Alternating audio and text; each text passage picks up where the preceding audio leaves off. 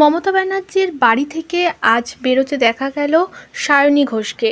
বিগত কিছুদিন তিনি চুপই ছিলেন, কোনো কথা তার মুখ থেকে বেরোয়নি। তবে লাইভ ভিডিওর মাধ্যমে জানিয়েছিল বিজেপির গুন্ডারা অনেক রকম থ্রেট দিচ্ছে তাকে। অবশেষে এবার মিডিয়ার সামনে মুখ খুললেন সায়নী ঘোষ নিজের পার্টি নিয়ে।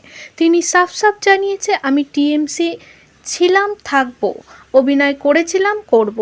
তাতে বিজেপি আমাকে বলে দেবে না আমি কোনটা বেছে নেব। ইনডাইরেক্টলি এবার মুখ খুলেছে আরও নেতা নেত্রীদের। সায়নী ঘোষের কথায় মমতা হারার পর অনেক নায়ক নায়িকারাই পাল্টি মারছে নিজেদের প্রাণ বাঁচাতে। মমতা ব্যানার্জির নুন খেয়ে আজ নেমুখামি করছে তারা, এমনই মন্তব্য পলিটিশিয়ান সায়নী ঘোষের। তিনি আরও জানিয়েছে, একটা সময় যারা মমতা ব্যানার্জির পা চাটত তারা আজ পুরোপুরি পাল্টি মেরে গেছে বিজেপি সরকার আসার জন্যই। আমিও দেখব তাদের কত বড় ভবিষ্যৎ করে দেয়। এভাবেই কথা বলেছে মিডিয়ার সামনে সায়নী ঘোষ। তবে এইটুকু বলতে চাই যে এরকম সময় যারা মমতা বন্দ্যোপাধ্যায়ের হাত ছেড়ে দেবেন তারা পার্টির ক্ষেত্রে বেনজল, এবং বেনজল যত তাড়াতাড়ি চলে যায় পার্টির তত বেশি শুদ্ধিকরণ হবে। মুখ খুলতে শুরু করেছে, কে বলছে আই প্যাকেট দোষ, কে বলছে। হ্যাঁ, তো খারাপ সময় যদি তোমার বাড়ির লোক পড়ে তোমার বিরুদ্ধে তারাও মুখ খুলতে শুরু করবে। প্রবীর, এটা নতুন কিছু না।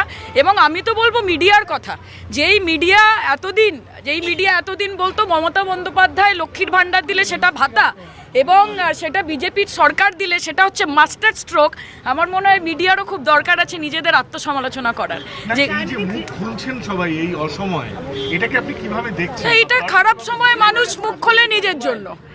এতদিন যদি দলের বিরুদ্ধে কোনো ক্ষোভ থাকতো, পার্টিতে সবসময় স্পেস ছিল কথা বলার, কিন্তু পার্টিতে তারা সেটা বলেনি। এখন নিজেদের গা বাঁচানোর জন্য, পিঠ বাঁচানোর জন্য যারা বলছেন তারা তো আমার সাথে কাউন্টিং এজেন্ট হিসেবে, কাউন্টিং অবজারভার হিসেবে ছিলেন।